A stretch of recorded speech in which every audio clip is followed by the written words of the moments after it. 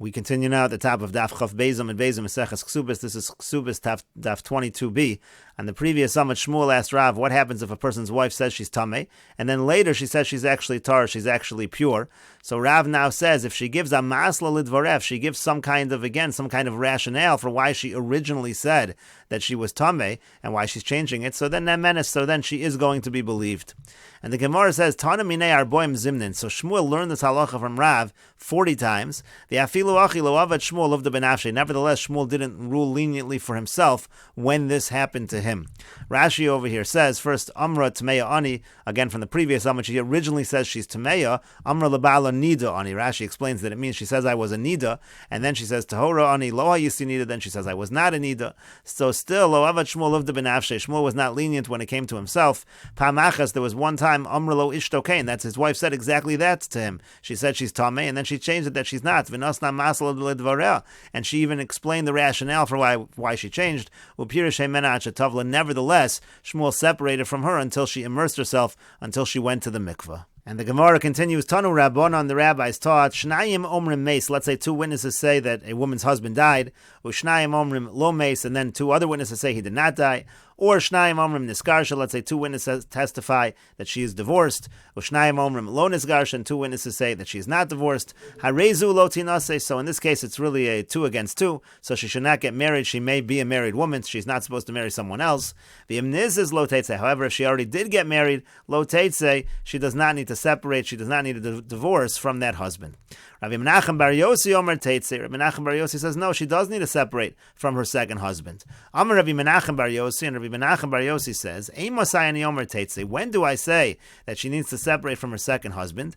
Bisman Shabo Edom V'Achar Kach Nisas. That's if first the Edom came and said that you are a married woman, and then she goes ahead and anyways she gets married to a second man.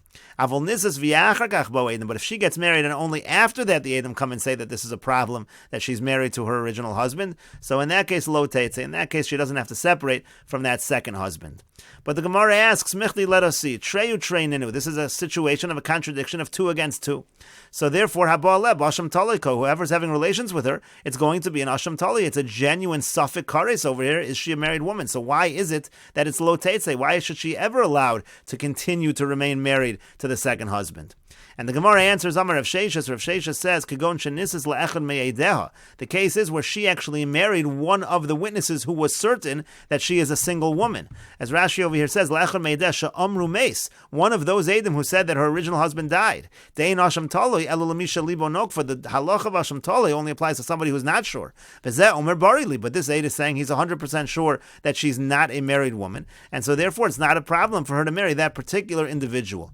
But the Gemara says, one second, he guva basham taloi kaima, fine. For the one aid who's positive, so it's fine for him. But what about her? She herself is in a situation of asham taloi. How can she get married to that particular aid? And the Gemara answers along the same lines, but Omeres Borili, the cases where she says she also, I am certain that my husband is no longer alive. I'm certain that I'm allowed to marry this second husband.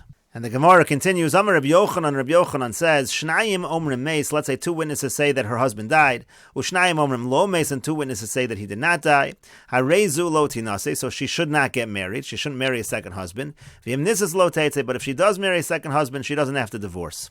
Shnayim omrim niskarsha, now if 2 witnesses say she's a divorced woman, Ushnayim omrim lo niskarsha, and 2 witnesses say she's not a divorced woman, Harezu lo tinase, again in this case she should not marry a second man, but in this case we are stricter, V'imnisis teitze, but if she does marry a second man, she has to divorce him. So in the case of contradictory witnesses by divorce, we are stricter and we do not allow her to remain married to the second husband.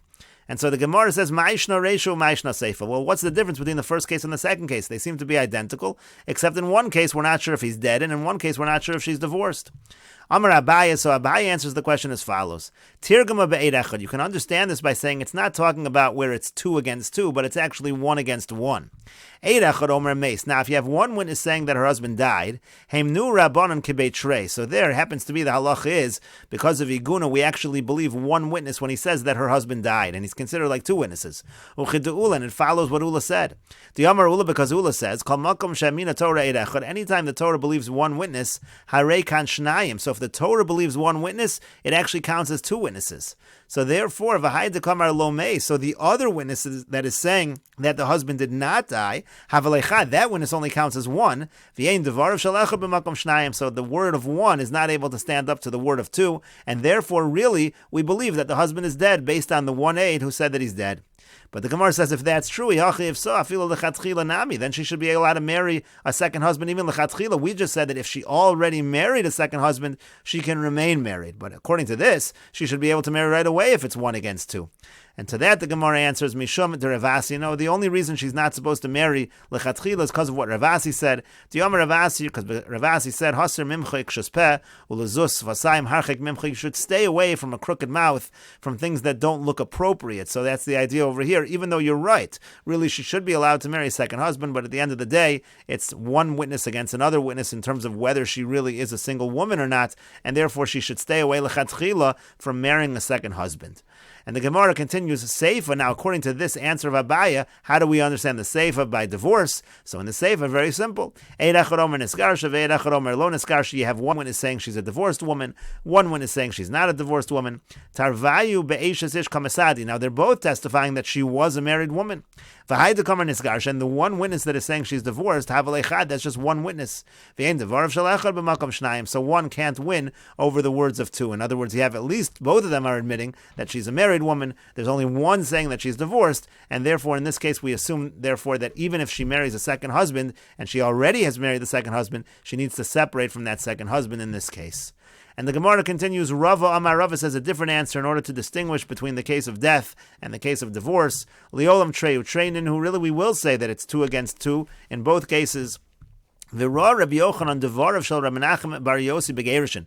But Rabbi Yochanan felt that Rabbi Menachem bar Yossi was right when it comes to 2 against 2 by divorce, and say that she has to separate from her second husband. V'lo Rabbi Misa, but he did not agree with Rabbi Menachem bar Yossi in a case where it's 2 against 2 regarding the husband dying. Now, what's the reason? Why is it that we're more lenient by the case of death?